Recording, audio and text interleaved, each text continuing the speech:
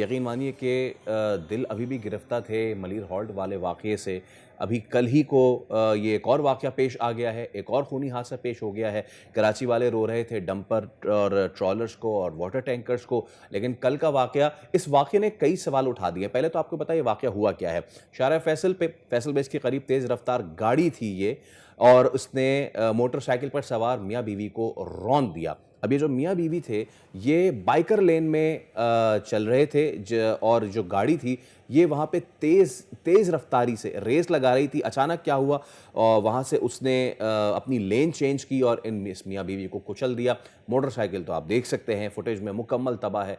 मियाँ बीवी जो हैं वो जाँ बहक हो गए बिल्कुल, हैं। और ड्राइवर जो है वो गाड़ी को मौके से पर छोड़कर फरार हो गया था। अवाम ने उसको पकड़कर तशद्दुद का निशाना बनाया। वाक़या शारा फैसल थाने में दर्ज भी कर लिया गया है, जबकि पुलिस के मुताबिक गिरफ्तार ड्राइवर अनीक की उम्र महज 17 साल है। गाड़ी अपनी थी, ना ही ड्राइविंग लाइसेंस था। शहर में बढ़ते ट्रैफिक हादसात की वजूहात क्या हैं, आज इस पर मज़ीद बात इस पे करेंगे। मज़ीद भी बात करेंगे। पहले तो हमारे नुमाइंदे काशान हमारे साथ मौजूद हैं। काशान, क्या डिटेल्स हैं इस वाक़ये की? क्या हुआ ये ज़रा बताइए?